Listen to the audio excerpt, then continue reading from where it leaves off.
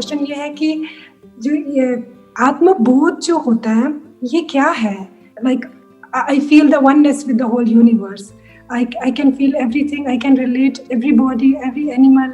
जब फॉरेस्ट पे वॉक जाती हूँ या किसी को देखती हूँ तो वो एक कंपैशनेट वाली फीलिंग आती है, बहुत अच्छा लगता है। लेकिन फिर कभी कभी वो होता है ना, थॉट्स आते हैं अंदर तो डिस्टर्ब करते।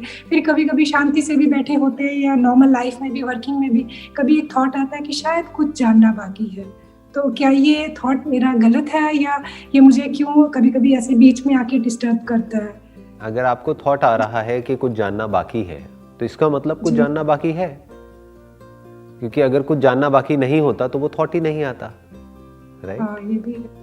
हाँ, क्योंकि जब एक्चुअल में जानना बाकी नहीं रह जाता है तब ये थॉट नहीं आता है। थॉट्स आते हैं, थॉट्स मतलब आप किसी से बात करोगे तो थॉट भी आएगा, फीलिंग्स भी होंगी, इमोशंस भी होंगे, हंसना भी आएगा, रोना भी आएगा, वो सब चलेगा। बट ये थॉट नहीं आएगा कि कुछ जानना बाकी है। इसका मतलब एक्चुअल में अभी कुछ जानना बाकी है।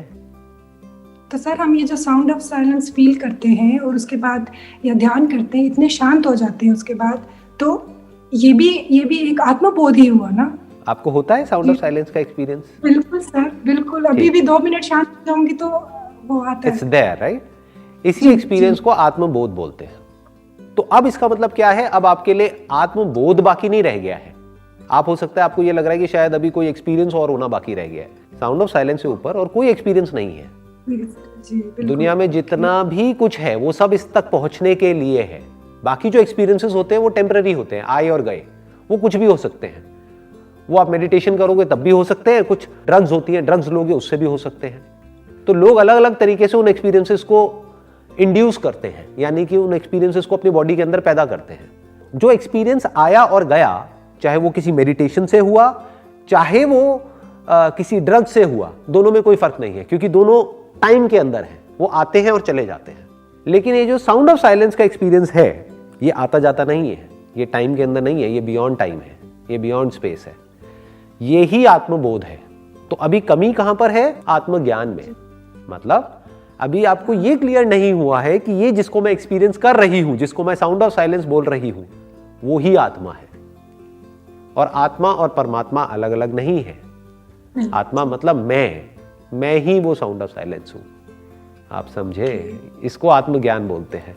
तो कमी आत्मज्ञान में है। उसके लिए क्या करना पड़ेगा? उसके लिए अब आप वेद पढ़ो, उपनिषद पढ़ो और देखो उसमें क्या बात करी जा रही है, किसके बारे में बात करी जा रही है, किस तरफ इशारा किया जा रहा है।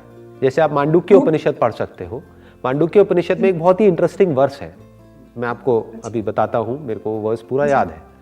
वो है, ना अंतः प्रज्ञम ना बहिष प्रज्ञम ना उभयतः प्रज्ञम ना प्रज्ञान घनम ना प्रज्ञम ना अप्रज्ञम अदृश्यम अव्यवहार्यम अग्राम्यम अलक्षणम अचिंतयम अव्यपदेश्यम एकात्म प्रत्यय सार्यम प्रपंच उपशमम शांतम शिवम अद्वैतम चतुर्थम मन्यन्ते स आत्मा सविज्ञेयः।